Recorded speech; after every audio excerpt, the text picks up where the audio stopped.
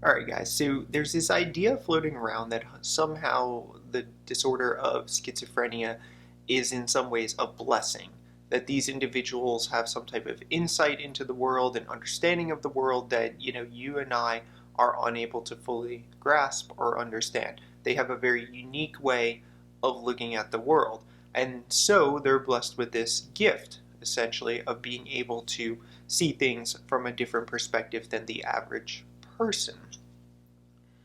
What I generally say to my medical students, even the one, especially the ones that are not going to go into psychiatry as a specialty and they don't want to be psychiatrists, I always tell them you have to come with me to the inpatient unit. And when you do come and work with me and rotate with me on an inpatient service, you're going to quickly see that there's a big difference between what you would consider a normal situation in our modern society here in the United States and some of the behaviors and ways that patients are acting when they are either grossly manic in the case of bipolar 1 or grossly psychotic in the case of schizophrenia.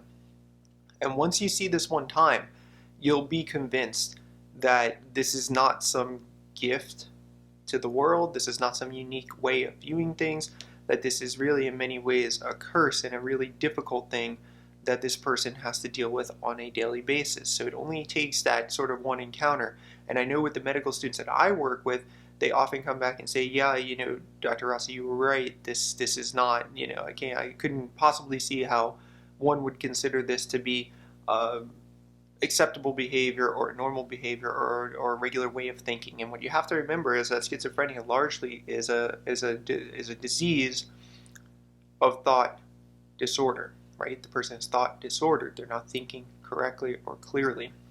So when you see that, you'll see that there's a lot more to this situation than just this being some type of gift.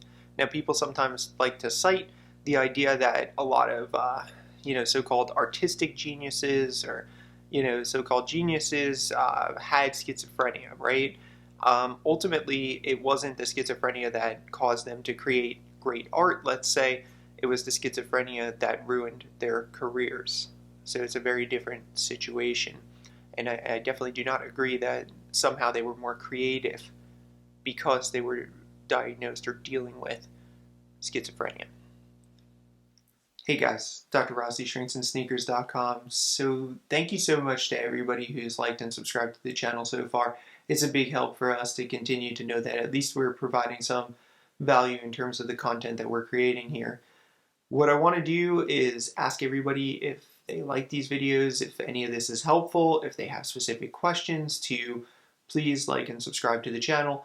And likewise, drop comments in the comment section. I am super responsive to those comments. I try to answer most of them myself, and I try to give you a detailed response to your question. So continue to come back to the channel, continue to share the material, and help us to grow this channel so that we can keep promoting mental health and psychiatry as a field. Thanks again, guys.